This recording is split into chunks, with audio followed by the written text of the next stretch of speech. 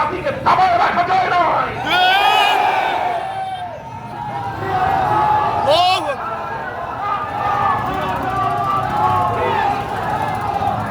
মনে রাখবেন, যে জাতি মরতে জানে, যে জাতি মরতে জানে তাদেরকে কেউ মারতে পারে না। যে জাতি মরতে শেখে তাদেরকে দাবায় রাখা যায় না।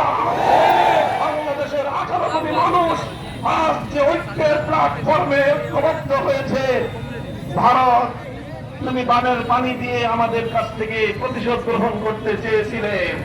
তোমার উজাবের সমস্ত ভাবগুলো তুলে দিয়ে আমার বাংলাদেশের দক্ষিণ পূর্বাঞ্চলকে ভাসিয়ে দিয়েছ। বাংলাদেশের মানুষ আরো ঐক্যবদ্ধ হয়েছে। পরিষ্কার ভাষায় বলতে চাই, ষড়যন্ত্র করে, চক্রান্ত করে এই বাংলাদেশের অগ্রগতিকে রুখে দিতে পারবে না ইনশাআল্লাহ। আমি বলতে চাই, শেখ হাসিনা বাংলাদেশ থেকে পালিয়ে ভারতে আশ্রয় নিয়েছে।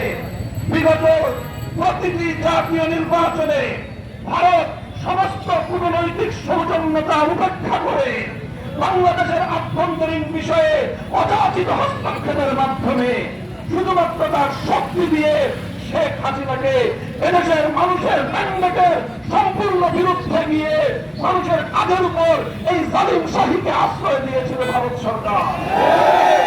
কাজেই এর মাধ্যমে নরেন্দ্র মোদী এবং ভারত সরকার বাংলাদেশের জনগণের বিরুদ্ধে যুদ্ধ ঘোষণা করেছিল।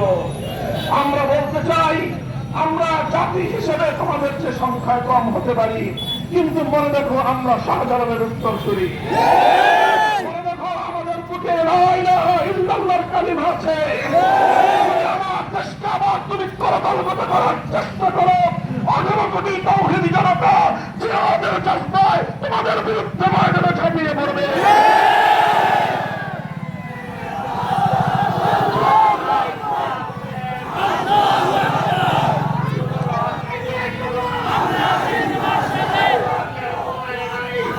সংগ্রামী